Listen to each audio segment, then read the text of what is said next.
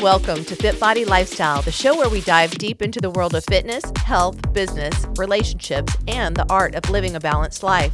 I'm Jamie. And I'm Greg, and we're here to give you the benefit of our experiences in the fitness and bodybuilding industry, the corporate world, running a business, personal development, and building healthy relationships.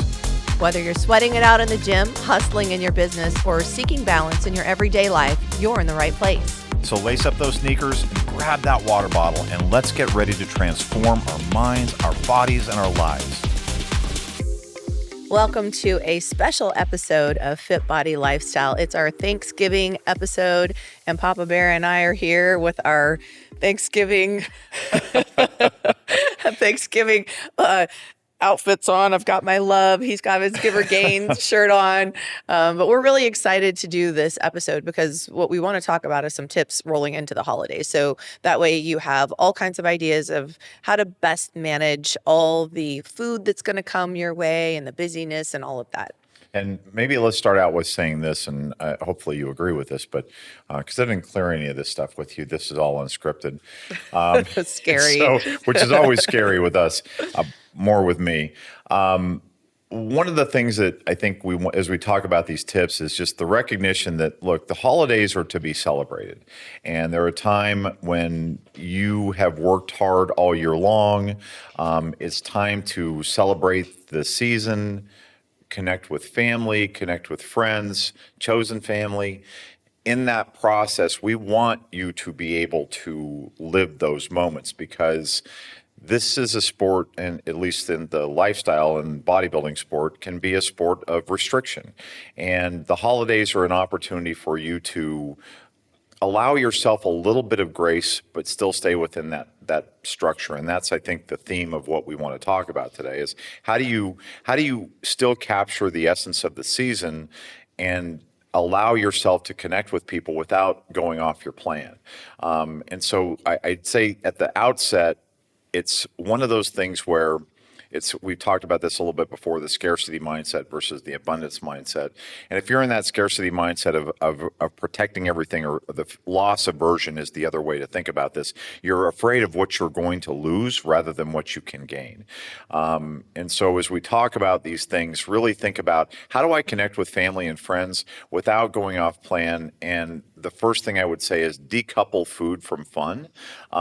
You can still connect with people. You can still have a wonderful holiday celebration that is not entirely dependent on food. Food should be a punctuation mark and not the main thing. So maybe that's... now that you've summarized all the tips, Yeah. No, just kidding. So I mean, I think that's going to summarize kind of a lot of the things we're getting ready to jump into and talk about. And I think kind of a little bit of a different spin on the way you're saying it is, the purpose of the things that we're going to talk about today is so that you have a plan going in so that then you can relax and enjoy yourself. So I think a lot of times what happens is people go into the holidays and then they're stressed out about how they're going to handle them. They don't have a plan in place. And then instead of relaxing and enjoying themselves, they're maybe overindulging and then beating themselves up, mentally, and then not enjoying themselves. So what we're going to do is just kind of talk about some things that you can think about ahead of time so that once you get there, you can relax, enjoy yourself, not worry and not be too restrictive. So the first tip is to plan ahead. And if I could just say that any goal without a plan is just a wish.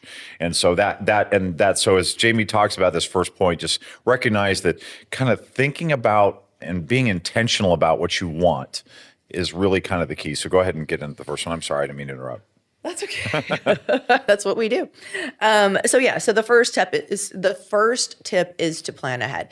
I mean, just having some general guidelines. I think that's what's important is not to be overly strict, which you talked a little bit about as well. So, how are you going to handle things? Kind of coming up with, how flexible do you want to allow yourself to be versus, how much, what the parameters are. And each person's going to be a little bit different. I mean, I personally am not a huge fan of Thanksgiving Day traditional foods.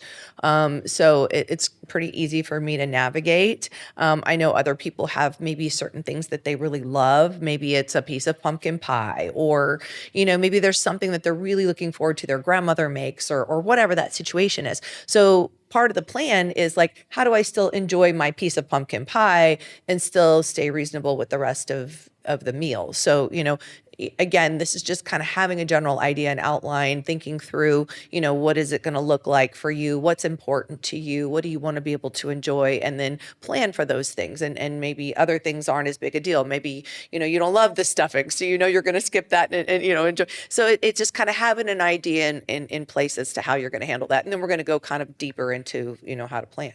And if I were to add two things to this, one is I think I've given this quote before from former President Eisenhower, who said that plans are useless, but planning is essential. And so part of what that means is simply that the plan itself you need to be able to deviate from as you need to as situations arise, but you want to go through the process of planning and that preparation. I think we've talked about the 7 Ps, which is proper prior planning prevents piss poor performance.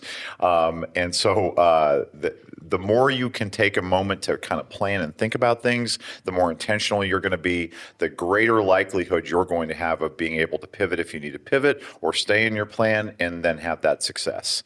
The second thing I will add to this is the pumpkin pie is great theme. And we talk about this a lot, about the thought of a food is often better than the actual taste of the food.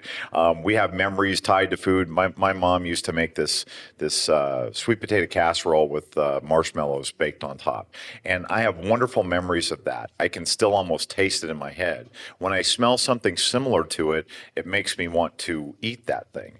But I've always found that whenever I eat something that's close to it, it's just never the same as what it really was, and so I'm always a little bit disappointed. But if I'm not intentional or mindful about it, I can tend to eat more of what that is, thinking that it's going to capture that same memory. And we have memories tied to food. Those memories are strong compulsions to want to eat that food, and making sure that, again, you have that plan going in is really essential and helpful to staying within your boundaries. Right. A couple things to think about when you are planning is a lot of the foods for Thanksgiving are high in carbs and fat. So a couple things you can think about doing. Let's say you're going to do an afternoon meal, maybe in the morning, you make sure you get a little bit higher protein breakfast, just to make sure you're kind of covering your bases with that. You could also roughly estimate what you're planning on having for Thanksgiving, especially if you have a lot of traditional foods that you have every year. So if you wanted to, you could plan out, a nice healthy breakfast that's, a little bit higher in protein, and then, have a rough estimate of what you're going to have during the Thanksgiving meal. So just a couple little tips on how you might plan. I think that there are some people, and we've talked a little bit about this on other podcasts, that are really good at intuitive eating and listening to their bodies. Certainly, depending on what's going to be served, turkey is very high in protein. So you go put the turkey or ham, whatever protein source. So kind of making sure that you're going to, emphasize again the protein aspect of it. And then, we'll talk about some other things as well, but this is where that planning can kind of come into play, and thinking about, what is the rest of the day going to look like? And then that way you're better prepared. What do you think about planning relative to macro hoarding? So by that, I simply mean, okay, look, I really want to be able to eat my turkey. I want to be able to have my stuffing. I want to be able to have my mashed potatoes and gravy. I want to be able to have my pumpkin pie. So I'm not going to eat anything all day. I'm just going to save all those macros for the end of the day for that meal. What do you think about that? Well, it's very interesting that you ask that, because it rolls right into our second tip, which is don't go hungry. So, with macro hoarding, that means maybe you're not eating as much earlier in the day. I don't think it's necessarily bad to do that to some level. Just that way you've got a little bit more room to work with. Right. Just, Right. So and for that day or for any special occasion. I mean, Agreed. if you want to just save a little bit more so you can go and enjoy, whether it be a birthday or Thanksgiving or whatever, you want to have a little bit more left for that meal. I think that's completely reasonable. And I don't even necessarily think you need to stick with a straight macro goal on a holiday like this, unless of course you're in prep. But if you're not in prep, you should be able to give yourself a little bit more freedom and maybe not hit your macros straight on.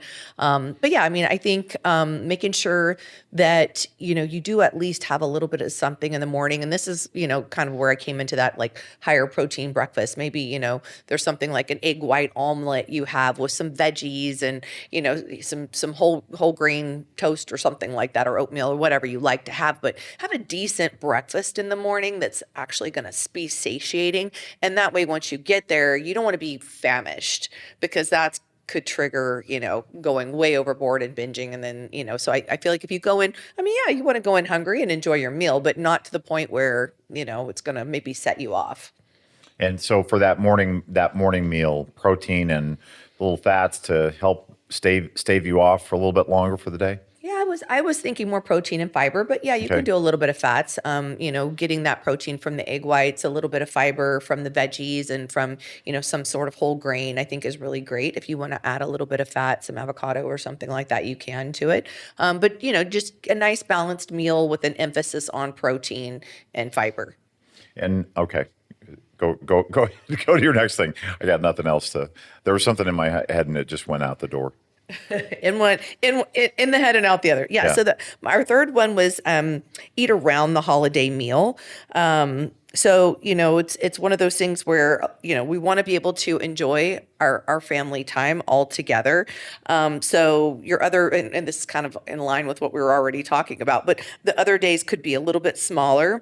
In maybe you're not eating quite as frequently during the day. So you're planning to have maybe 3 meals instead of the 5 or 6 meals that you may normally have in a regular day. And that way, not only are you not necessarily macro hoarding, but you're just kind of creating some space. I mean, I know most of us feel pretty satiated after a big holiday meal and that kind of thing. And the holiday meals also can sometimes drag on a little bit because we're Right. enjoying social time and things like that. So, maybe it normally takes you 30 to 45 minutes to eat, and maybe you're eating for, a couple hours at that point, and I know a lot of times for us when we're doing a holiday meal, we like to take a little bit of break, before dessert, if you're going to have something for dessert. So, it's just kind of spacing things out. And this is, it kind of goes, everything kind of goes back cyclical. This goes into planning, how many meals am I going to have that day?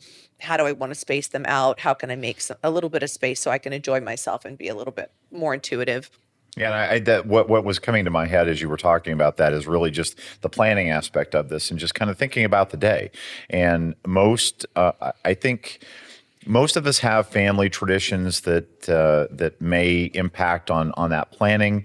If this is a one-off Thanksgiving for you and you're doing something different, you're going on a trip, you're spending it with people that you've never spent with before, whatever the case is, if it's a one-off like that for you, then just kind of think about how the day is gonna go for you. That rolls back into number one. And so, as we talk about number one being planning, and then number two, don't go hungry. Number three, of eating around the holiday meal, it all goes back to one. So as we talk about one, how do you then incorporate the not going hungry and eating around the holiday meal and the other things into your plan and into being intentional about how you're approaching this? If you know that your family does certain things at certain times, you watch, you go out and play the family football game, you go and watch the Lions play, because the Lions and the Bears always seem to play on Thanksgiving, Bears. although the Bears, and those of you who are not sports ball fans, then don't worry about it. But whatever family traditions you have that are worked into that day, just know that. And I think we're going to get into snacking as well. Are we going to talk about that? We can talk about Okay, it. you want to talk about it now? Go ahead. Okay. Well, some families, my family was one of those that my mom had food out from about 10 o'clock in the morning until the meal, whatever it was, cheese plate, small sandwiches, petit fours, whatever, the little dessert thingies. She would have those things out. It was really easy to take those things and eat on them. And the good part about it is when you got to dinner, you weren't so hungry. But at the same time, there was no kind of tracking or proper management of that thing. It was just there and available, and so you ate it. And so if that's a dynamic that exists in your situation, just be mindful of that and plan for it, because snacking can be one of those things that when controlled and when structured, it can be very advantageous. But when it's not, and when it's just kind of uncontrolled, you may not be aware of how much you're actually eating. Yeah, I think that's a good tip. The other thing, and this kind of does roll into what you're talking about with the snacking, is the next. So our next tip is to bring a dish. Bring a dish. And so, the nice thing about when you bring your own dish, you know exactly what the macros are in it. There are so many healthy versions of, different types of foods and things like that. And it's funny because a lot of times I've brought like a healthier version of something and then people like it better than the other version of it. Whatever that, dish is that you might like to make. It might be, it could be a dessert. I know we've done like a sugar-free Jello kind of like dessert with like marshmallows and fruit and things like that. Which could be like cranberry if you wanted to kind of do that theme along with the Thanksgiving theme. The other thing a lot of times I brought is, kind of you talking about the snacking. A lot of times I've brought like a veggie tray, something like that's really great because, if I'm really wanting to snack or feeling a little bit hungrier before it's time to sit down for the meal, I can easily snack on, a veggie tray, and that's great. That's going to actually satiate me, give me some fiber, make me feel a little bit fuller.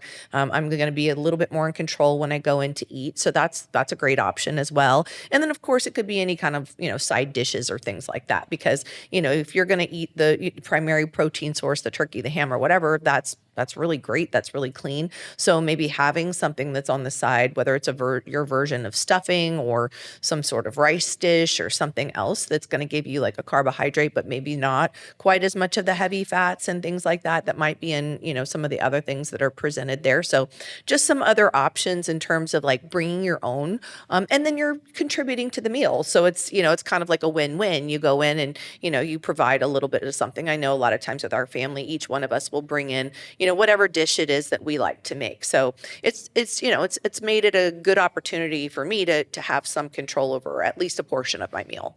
I don't know if this is a good point to talk about this, but there are some shows after Thanksgiving. One in particular being being Nationals, which is a big show, and so for athletes that are competing in shows after or at or around the holiday, and by at the holiday I mean the week after Thanksgiving. What's the thought on them bringing their own meal prep or their own specific meals for that day?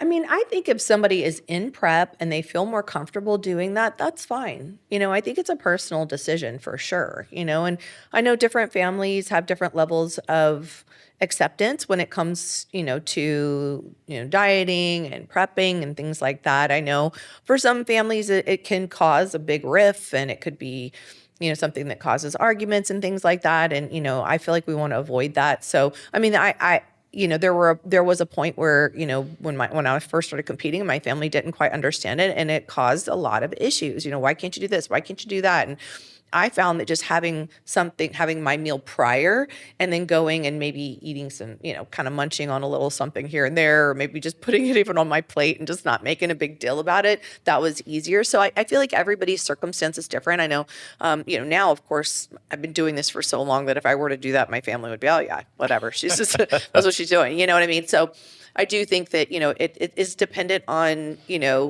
what level of comfort you have, what your situation is for the holidays, what your goals are, how soon they are, how much flexibility you have within that. I mean, if I'm prepping somebody through Thanksgiving holiday, I might, save a refeed day for them on that Yeah. day just to give them a little more flexibility. So, I mean, there's just a lot of ways to I think make that work for the individual. And if I was to give you something to take from this, it's the communication piece to it. So as we talk, and again, going back to number one, which I told you we would go back to number one a lot about planning for this, recognize what you need to do. So if you have trained, I mean, for nationals in particular, nationals is a pro qualifier, so it's a big show. And if you're competing in that show, it's important to you. It's obviously important to you, and you got time and money and sweat and tears all invested in that.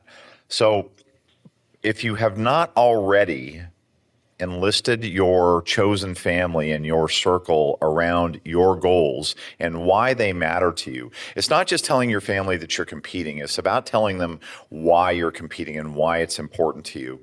You need to get them into that so that they become your advocates and they become your allies, and that's how you get their support. And if they're not going to support that, then you have a different decision to make. But what I think I've seen in a lot of circumstances is people assuming that I'm just going to bring my own meal and I'm just going to deal with it, whatever. I'm not going to worry about it. This is my thing, and I'm not going to worry about my family getting on me or worrying about what they might say to me or whatever.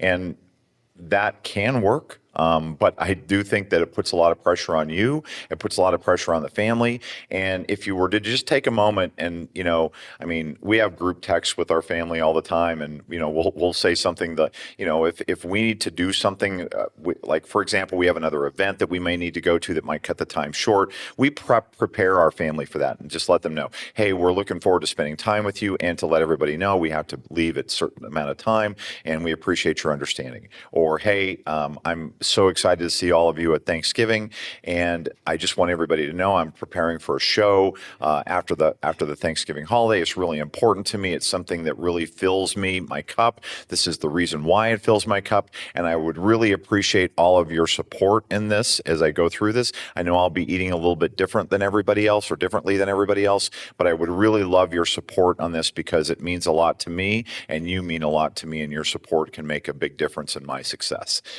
When you get people on your side for that and you help them understand why you're doing what you're doing, it can make a big difference for a successful holiday versus a holiday of stress, or you're feeling like people are, thinking about you or saying about you or whatever, the risks that you were talking about. We do not want that, and you don't want that. So create conditions for your own success, prepare your family, communicate with them, communicate with your inner circle if you're in prep, to let them know what to expect and what you're going to do and why you're doing it. Right. And in that situation, it might be less stressful to just have everything pre-prepped and weighed and ready to go. The next tip we're going to talk about is kind of the opposite of that, where, you don't have this, show or this goal that's like hanging over your head, and you still want to make sure you're staying on track and you're just not going overboard, and in this case, portions is, where I really feel like you can control a lot. You can still enjoy yourself. One of the things I've always done, when the holidays come, is I'll go and I'll take just a little bit, like just a little bite of every little thing, so I can taste everything and kind of see, what I enjoy and what I don't, and I'll have a little bite of everything. And then if there's something I really love, then I'll go back and maybe get a little bit bigger portion of It's a it. good tip. Yeah. And I mean, if there's something that you taste and you're like, I'm not that crazy about it, and you just took a small portion, it's not really a big deal if you don't finish it either, So, kind of, I know a lot of times, especially if you're somebody who preps or, preps your food, that kind of thing, we're used to eating everything because we prep it, we weigh it. It's how much we're eating, So if we go into the holidays and pile all this food on our plate, the chances of us being more tempted to just kind of clean that plate is going to be much higher. So I really like that idea of the portion control. And, a lot of times, it'll be what you explained earlier, where, oh my gosh, I've been thinking about eating this. And then you take a bite and you're like,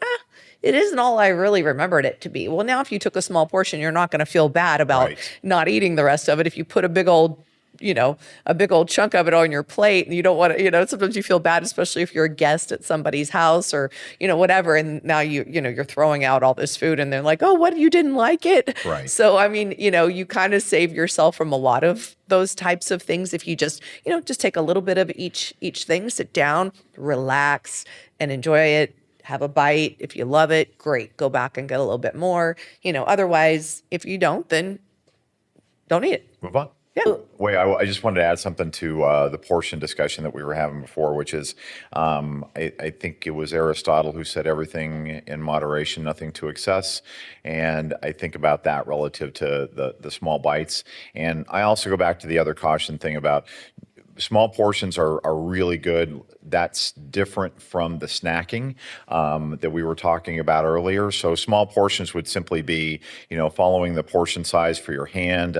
There's some YouTube videos on that about determining what a cup is relative to the size of your hand, or things of that nature. So there's a way that you can control that going in, and it's just about, okay, instead of putting turkey that fills your plate, you just put a quarter of your plate on the turkey, and actually turkey would be fine. It's the other stuff that really gets the stuffing and the potatoes and the other things that can go in that you just need to be mindful of. But there's a difference between taking a scoop of something and filling your plate with something. Right. And I'm actually suggesting something much less than if you were to go up and look at the portion sizes that you're describing. I think once we get to talking a little bit more about the tracking piece of it, I think that's where that'll apply a little bit more. Whereas what I'm talking about is when I'm going and getting a small portion, I'm talking like a tablespoon size. Okay. I'm talking like I get like a bite, 2 bites of each thing. And that way I can just taste it. I just want to see whether or not it's something I want more of. So I'm not doing, because I don't want to go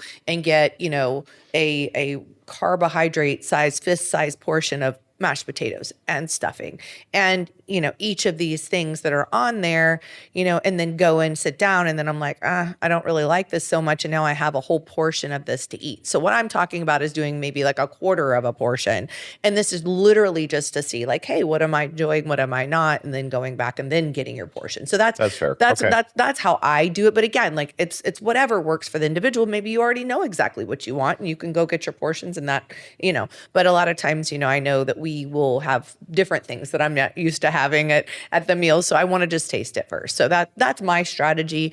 The next thing that I did want to talk about is like, at the end of the day, I know we're talking so much about food because, of course, that's a big part of what we do in terms of our training, nutrition. Like that's a big part of what we do in our world. The holidays are for family. They're for enjoyment. They're for relaxing. A lot of times we don't get to spend time all together, frequently, with all of our friends or all of our family, whoever you do your celebrations with. So really just kind of slowing down and enjoying that, and then giving yourself grace as well, like giving that love to your loved one, giving that love to yourself. If we get so fixated on the food, and this is where we've talked about having a plan and how important that is, because then we don't need to fixate on it. We already know what we're going to do, and then we can kind of put some calmness and things around that piece of it, and then focus on what we're there to do, which is to share that love and spend that time and visit and catch up and do all those things that we're there to do. So I think when you put that emphasis a little bit more on, those aspects of the holidays, it can make the food become more of a sideline instead of the main event. And this is one thing that I would suggest that anybody do. I'm going to do it myself, in fact, is journal around the holidays. And by journaling around the holidays, I'd like you to think about writing down why Thanksgiving is important to you. What are your best memories around Thanksgiving? What are you looking forward to most with Thanksgiving? And just if you just think about kind of those questions, what are your favorite memories? What are you looking forward to most? What do they mean to you? And then you start kind of peeling back the onion, so to speak, or pulling back the curtain on why particular foods may matter to you. It will help you better understand yourself, and that awareness that you go into with the holidays can help you manage with whatever temptations that may occur. For example, if you know that you have wonderful memories, I mean, if as you're writing around, what are you looking forward to most in the holidays? If you say, well, I'm really looking forward to mom's pumpkin pie, then go deeper and say, why are you looking forward to that? What is it about that pumpkin pie that makes you look forward to it so much? What is there a memory attached to it? Is there a smell? What are those things that, maybe you had a wonderful discussion with a family member over a piece of pumpkin pie, whatever it is. If it's the texture of the taste, whatever it is, write those things down. Help yourself create that awareness around why that memory is so vivid to you and what the importance of it around it is for you. That can help you manage whatever temptations will occur on that day. Right. And it might be that you enjoyed the reaction that you got from the person who made it. Because, and 100%. and again, that's, for me, like why I like to taste everything, especially because I know a lot of our holidays, people will bring things and, I want them to feel appreciated. So, if they, oh, did you try my XYZ? Yes, I did. I really enjoyed it. Thank you. You know what I mean? And it doesn't have to be a big thing. You don't have to overeat or overdo it either. We do so many things out of memory and habit, and some there are conscious habits, there are unconscious habits, and so taking a moment, just a few minutes to kind of journal around that and really write down and think. And if you're not going to journal, that's fine, but do think about these things as you're planning. Why are these things so important to me? Why do I have such vivid memories around those?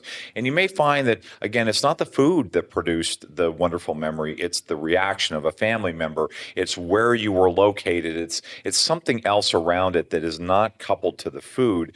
When you can kind of dig into that, then what you seek is not the food. What you seek is that connection or that memory that really takes you back to those things that are leading to the whole compulsion in the first place. So really that getting into the things that compel you to do certain actions really is a function of being intentional and understanding why that's important to you.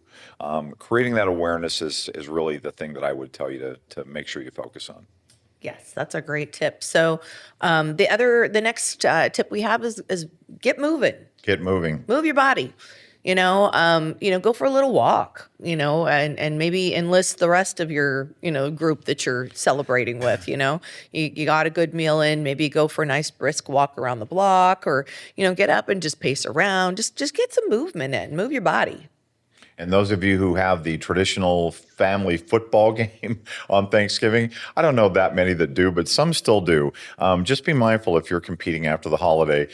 Let's not have a pulled hamstring or something like that going into a show that follows the holidays. So just be reasonable with that activity, but definitely get that activity in.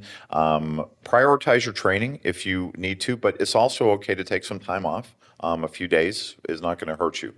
Yeah, which kind of rolls into the next tip. I'm good at- I I'm love good how at- I love how in sync we are. Yeah. But it's avoiding the vicious cycle of feeling like, oh my gosh, I overdid it Thanksgiving. Now I need to go overdo the cardio, and it's just that kind of like that cycle. Keep in mind if you're eating different things that you normally don't eat, they may have more sodium. They may cause a little digestive issues. There may be a weight increase right after. We just don't want that knee jerk reaction of oh no, now I got to go do extra cardio, and then it's just kind of back and forth, back and forth. There was a commercial, I think you and I have talked about this long ago and far away. I think it was Pepto-Bismol that I can't believe I ate the whole thing.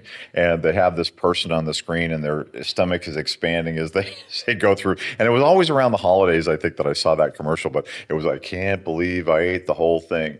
And I do think spending a little bit of time to kind of just think about that, again, it goes with the being intentional and the planning piece and the journaling piece. This is all related, is when you think about what you will feel, the joy you will have or whatever on consuming a particular piece of food, also think about the other side of that. And this gets into the vicious cycle of what if I eat too much? That feeling of having to undo your belt or loosen your pants, or just that feeling of having Reminded me of overeaten. that Pussycat Dolls song that they were playing this past. Loosen up my buttons, babe. Yeah. That's the Drew Brandon song, the Drew Brandon theme song, which we love. God, that's funny. That's funny. Okay, I just got to pause and tell you, you're funny. Thanks. But that feeling of being over full, it's not satiated at that point. It is just full to bursting, and that is just not a pleasant feeling. No. And so that vicious cycle you get into is the more you do that you have to undo, is the more time that you're going to spend undoing things that you could have controlled with a little proper prior planning. Right. And the next thing I was going to talk a little bit about is tracking in MyFitnessPal, Yeah. or whatever tracker app you're using. If you choose to track, which you don't have to track on Thanksgiving, you may decide to be more intuitive on that day. It really kind of depends. I mean, yourself, and the level of, of structure you need. Yeah. And I think each person's a little bit different. Some people I can give an intuitive day, no problem. They don't go overboard. Other people, they really need a little bit more structure. So just a few things about tracking. I know we've talked about the protein a couple times. That's really easy to track. You can easily estimate 4 ounces of some sort of meat. So that's really easy. And then what I would suggest, especially if you know what's going to be served ahead of time, is, you can find something, in the tracker app. It doesn't have to be the exact recipe for everything. So for example, if you know you love stuffing, you're going to want to have, a half cup to a cup of stuffing, something like that. Find something. When you go in and you search it, I would just search and choose one of the ones off the list that maybe is a little bit higher in calories and macros, just so you're kind of overestimating a little bit on your food. I think that gives you a little bit of buffer to work with. So that's how I would suggest doing it and keeping it really simple. If you want to weigh and measure, certainly you can. If you want to eyeball it, I think that's probably what most people will do, just so that they're not taking time away from socializing and, kind of causing a big production about things and, able to kind of go with the flow a little bit. But, that way, if you have something you can eyeball, and that's where we get into what you were talking about earlier, where, it's like a thumb for the fat and like a, vegetables about the, that kind of thing. So you can, if you want to have like some visual cues, you could do that. But then, you could have that pre-logged and the rest of the day logged around it, so that way, you're kind of staying within your range, maybe giving yourself a little plus or minus, but overestimating on those things. I was thinking that you could add an outfit to your Thanksgiving accoutrement and just like put a holster with various measuring spoons and your scale there on like little bungee cords. So hey, I'm going to measure this. I'm going to pull my scale out. So you're put the going to get measuring- like one of the things like the construction people have, and 100% like the a belt. tool belt. Yeah, like a tool belt. Tool belt. Yeah. I think more in the military thing. So I'm just thinking like a tactical vest with your spoon, with your measuring spoons and your scale on it. And you're just whipping that stuff out when you need to whip. I mean, can you imagine that? Which honestly would be kind of funny, and I would probably do something like that. But I'm actually thinking we need to do this. I am. And then film it, and then we can put it on Instagram so everybody can see how you're. You know what? I think we just came up with our next idea. So look, check our channel out, and then I'm going to film this. I'm going to put on my plate carrier vest, and I'm just going to load it up with measuring spoons and my scale. But absent that, take into consideration your relative experience and comfort level with tracking. If you have been tracking and you have been hitting your macros for 6 months, a year, whatever. We have some athletes who the tracking is just second nature to them. Trust yourself. Trust yourself that on that day, you know how to track and measure your food. And there are various levels of this. So if you're experienced and you feel like you can handle the lack of structure on that day, trust yourself. If you are inexperienced and do not feel you can track that or handle that structure, pre-log what you think you're going to eat that day. That'll help build a little bit of structure. Now, whether you stay in that structure or not, that's again a choice you're going to have to make. But at least if you have tracked it, it creates the awareness. You go into that meal with some level of comfort, knowing that okay, I'm going to have a portion of this and a portion of this, whatever it is. You can actually do a little bit of research and figure out how much is 6 ounces of turkey, just to kind of get an idea of that as you go into it. The other thing to kind of take into consideration in here with the tracking and the structure is you can take pictures of the food that you eat and track it afterwards. That's another technique that a lot of people have used. I think there's a new app out actually where you can take a picture of a food item and it will give you the approximate measurement for that and the macros for it. But absent that, if you just want to track it after the fact, just to know what you're doing, just take a picture every time. Go back in afterwards. And that might actually be an interesting experiment for yourself as we talked about the snacking and how snacking adds up. Hey, every time I go for a snack, I'm going to take a picture of it. I'm going to log that after the fact just to see what I actually ate for that day. It can be an interesting experiment that gives you a little bit of freedom, but still a little structure in the sense that you're going to log that. I don't know what you think about that. Well, I think it's great. I mean, the whole idea is creating accountability and awareness. So what you're suggesting is just that stopping that awareness. I mean, it's something, I've told people a lot of times it's the mindlessness Yes. that can come around the eating that a lot of times gets people in trouble, and I mean, that includes eating in front of the TV or, things like that where you're just checked out and you're just kind of stuffing food in your So mouth. easy to do. Yes, very easy to do. So if you especially if you don't already have the food pre-measured and tracked and everything else, because then that's where you get like a bag of chips or something. It's like that's very easy to kind of keep going and going. So You use that word awareness, and that what you're talking about there, I think Brene Brown would describe this. Sorry if she wouldn't, but I'm a Brene Brown fanboy, so. And she talks about creating a space between the stimulus and the response. And so the stimulus is the smell of the food, the look of the food, the thought of the food, whatever that stimulus is that prompts then the hunger, that is, or the mind thinking of the hunger. And then the response is the consumption of that food. When you can create a space in between that stimulus and that response, and that space could be taking a picture of it. It can be thinking about, I wonder how much that weighs, or I wonder what the size of it is, or thinking about the portion of it.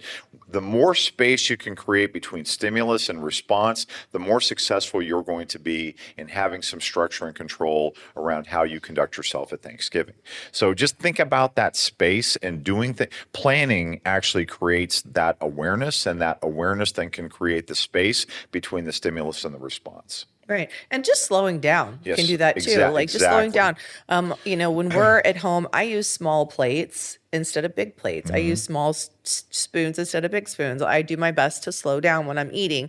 Like all those things do help with, creating that awareness and also helping you check in with yourself, because you're not just kind of shoving everything in really quickly, and then not realizing it takes a little while for your body to register when you're full. So, when that happens, a lot of times that's where we tend to overeat a little bit more. So, We the did, and can I just yeah, add of one thing? course. We did this is years ago, but I did a buffet meal where they had just everything, and they had three different kinds of plates. They had the regular sized plate, the salad plate, and then the small, like almost like saucer for the cup. The saucer would have been great if I could have brought myself to do that. But what I did was I used the mid sized plate, the salad sized plate, to put my food onto, because I wanted to just control my calorie intake for the day. It wasn't that I was prepping or anything. I just know that it's very easy to get caught up in the eating frenzy. And I saw people walking away from the event that I was at, where we were having this buffet, and I mean, literally, there was just food just like literally falling off the plate on the big plate, and I can't even imagine or fathom how much food that was, but it was a lot. I stuck to the salad plate and would fill it up with what I wanted, smaller portions, go and eat. But the smaller plate allowed me to control the portions, but it also created time for the food to satiate me, so that if I went back, and I did go back one time, but I think about having filled that full plate up, which was what I put on that mid-sized plate would not have filled. Two of this mid-sized plates would not have filled the big plate of what I was seeing people walk away with.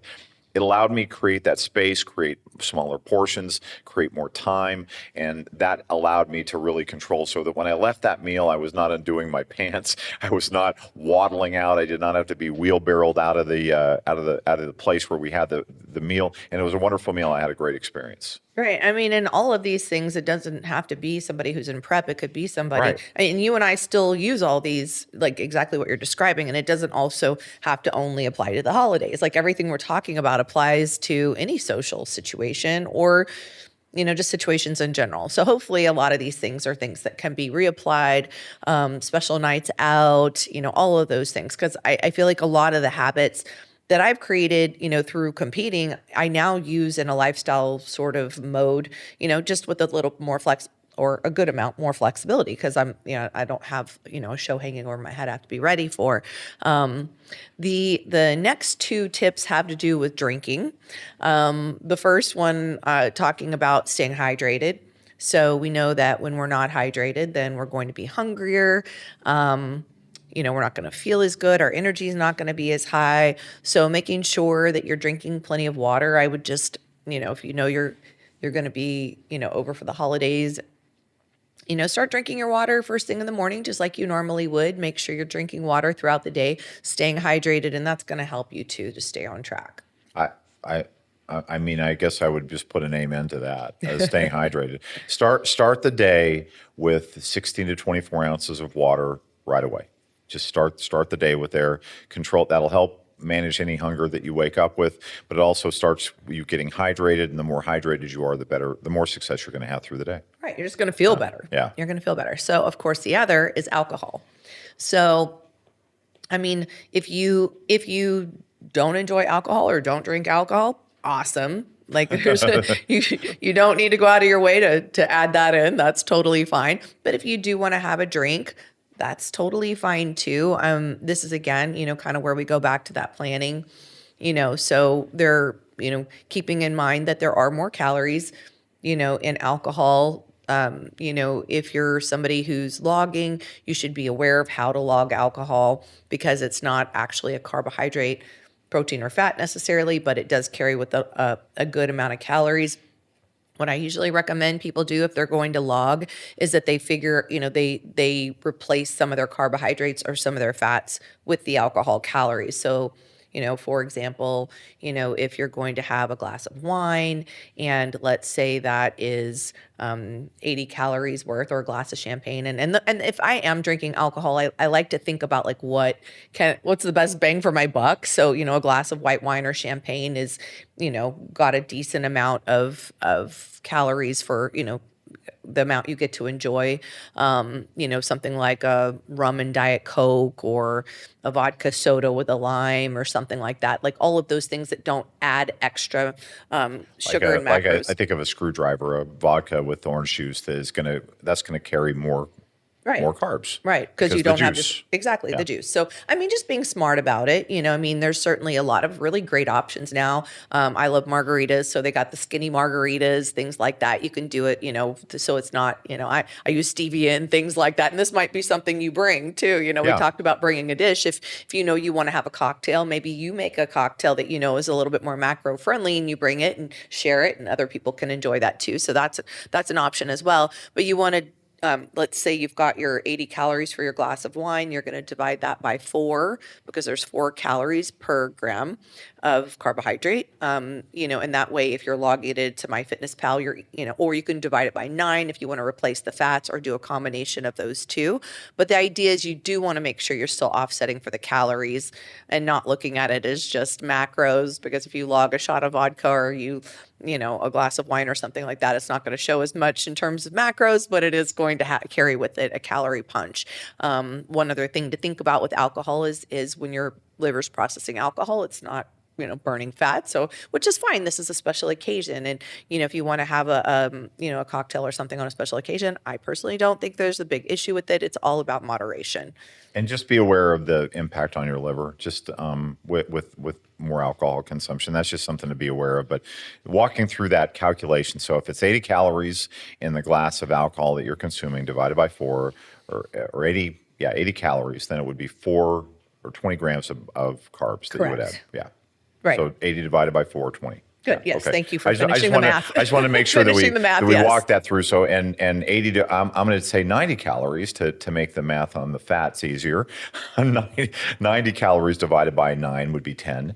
So that'd be 10 grams of fat that you would add if you were going to do the fat conversion. And then if you want to split it up, you can split it up. You could split it up.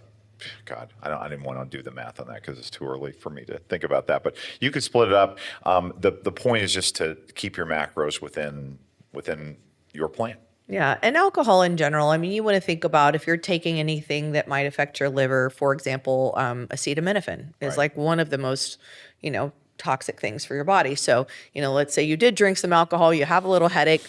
Acetaminophen, not exactly your ideal go-to because you don't want to add that extra impact to the liver. So I know this kind of goes into a whole nother thing we could, talk about for days, but I do think it's just something to be aware of. And, again, if you're staying hydrated, hopefully you won't get a headache. So, drinking that water throughout the day that we already talked about. Are we going to talk about digestion And this is one of the We tips? certainly can. Okay. I just didn't know if you had it on I the don't list. have it. Okay. I don't have it. So let's talk about digestion a little bit. And so for me personally, I have in and out struggled with irritable bowel syndrome, and a little, not irritable bowel syndrome, but gastric reflux. And so a lot of times that can happen if I'm eating richer foods, if I'm eating too much. In particular, it manifests at night. I will prepare myself if I know I'm going to eat something that's going to be a richer meal by taking, Zegerid, which is a meprazole. That's for me personally. My point on talking about this is this goes in with the planning process is if there are foods that are upsetting to you going in, and if you've been doing this for any bit of time, and I don't mean you have to be doing it for a long time, but you kind of know which foods set you off. Some people, it might be high FODMAP foods. For some people, it might be high glycemic foods or rich foods in creams, or foods that have a lot of garlic in them, foods that may have a lot of onion in them, things like that that might upset your stomach. Just be aware of what those things are. If you don't know what's in something and you have a list of foods that are okay, these set me off, probably a good idea not to eat something if you don't know what's in it, if you know that that's going to upset your digestion. Well, and especially if you have an allergy, Right. I mean, if you have an allergy, you want to Right. let people know in advance, and then at that, especially depending on at the level, some people have anaphylactic types of allergies. Then that I would pack your own food and just Right. have it separate. Don't risk it.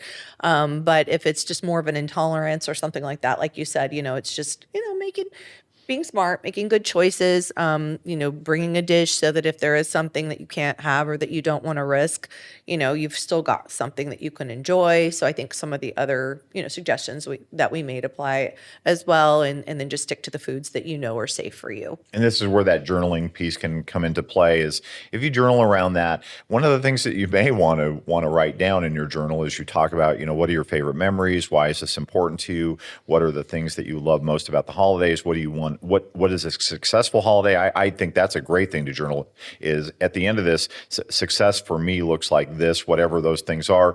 But the other thing that you may want to pull back the curtain on is I remember a time when I felt bloated.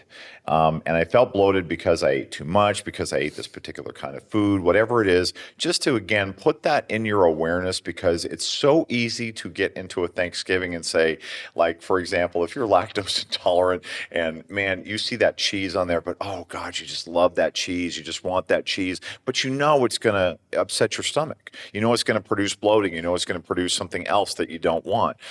Having that Or awareness that your family doesn't want. or that your family doesn't want, or that the bathroom may take a while from recovering from. Hey, don't go in there. I mean, you think about that embarrassment, right? You walk out of the bathroom, you say, "Hey, don't go in there." Does anybody have a match? I need to. Anyway, boy, I can't. I digress, but not.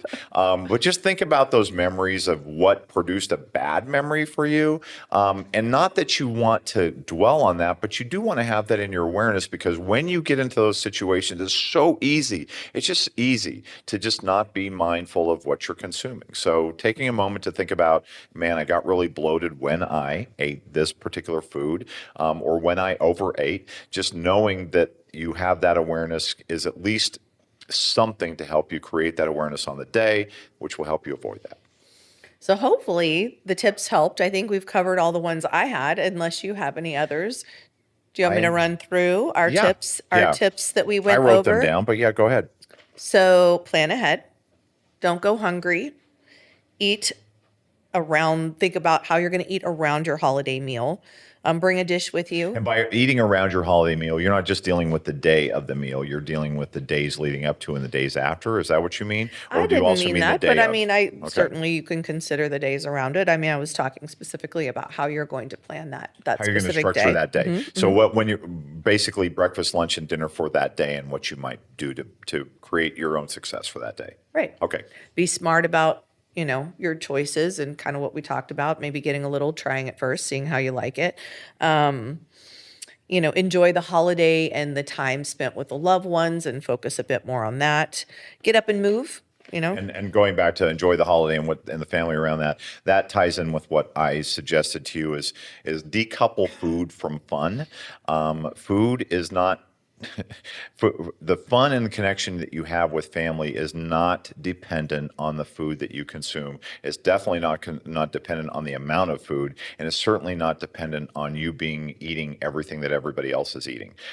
There is a bonding aspect to meals. There is if you've heard the expression "break bread with people," that I love that expression, and there is a connection piece, but it is not dependent on eating large quantities or the same amount or the same kind of foods. Yes. So we're going to get up and move when we get a chance. We're going to avoid the punishment vicious cycle of if you do overdo it and you feel like then you're going to go cardio and just kind of starting that cycle. If you choose to track the holiday meal, we talked a little bit about how you might do that. I suggest you do it in advance so that way you're not taking time away from the loved ones and getting to really enjoy. So just kind of being prepared.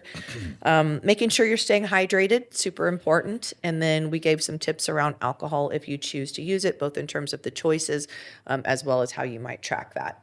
That's wonderful. And the only things that I think I added to this, other than a lot of distraction, was the importance of journaling and being mindful and intentional about this stuff. A little bit of planning goes a long way. A little bit of preparation goes a long way for a successful holiday. You have worked hard. The holiday is meant to be spent with family, as we talked about at the beginning. So make that the priority, not the food the priority. And you also brought up the digestive piece. Yep, that was the other thing. Just thinking about, digestion and how you feel. And I mean, look, at the end of the day, you want to feel good. Like you don't want to overeat to the point where you're just miserable and, like you said, unbuttoning your pants, or eat things that don't digest well and it's causing gas or bloating or discomfort. Kind of just thinking about that, like, what do I want to feel like? And the journaling can be great for that. What do I want to feel like on this day? And how am I going to create that for myself? I love that question. And so the questions that you may want to include in your journal is, what constitutes success for the holiday? What are my favorite memories around the holiday? What am I looking forward to? Why are the holidays important to me? What do I want to avoid for the holidays? What produces bloat? What are the foods that I don't digest well that I want to avoid? So those are some of the questions. You can write whatever you want. Again, the purpose of the journaling is really to create that awareness so that when you go into the holiday, you've already thought about some of this stuff. It's also to create that space between stimulus and response, because the more space you can put in there, the better decision you're going to make and the better structure and the better outcome. You're going to have more success around. The holidays should be a wonderful time. And if you are listening to this or watching this and you have not had a holiday where you walked away from the table having eaten too much and that, oh, I can't believe I ate the whole thing, then good. Avoid that. I think most people have had that experience. So I hope that we have prepared you for the holidays and you've got some ideas as to how you might navigate it. I would love comments if you use some of the tips, or if they work for you, if they don't work for you. I'd love to hear. If you have some of your own you want to share, I'd love to know about that. So feel free to comment and let us know. But we can do an after action report from the holidays, that'd be great. And talk about what we did. And then if we get comments from y'all and say, hey, this worked for me, or this did work for me. It's as important to know what works and what doesn't work for everybody as it is anything. So we learn from failure. It's the hard teacher, but it's a teacher. And so if you have comments or tips for us, we would love to be able to share those. And is that it? That's it. I think we're ready to wrap it up. Okay, then remember to like, comment, subscribe, leave your comments. And remember the 3 B's. Be good to yourself. Be good to each other. And stay safe. Be safe. That works. Is that stay not safe. A B? If it's the 3 B's, it's got to be safe, be good to yourself, be good to each other. If you say stay safe, then it's 2 B's and an S. BS. Yes, exactly. Which we know stands for belief systems. Yes, it does. All right, everybody, take care. Thank you for tuning in to FitBody Lifestyle. We hope today's episode has left you feeling motivated and equipped to tackle your fitness goals, business challenges, and the daily dance of life. Remember to value progress over perfection. Life's tough enough alone. Find the chosen family around you to help you along the way. If you enjoyed today's episode, we'd really appreciate it if you would subscribe and leave us a review on your favorite streaming platform.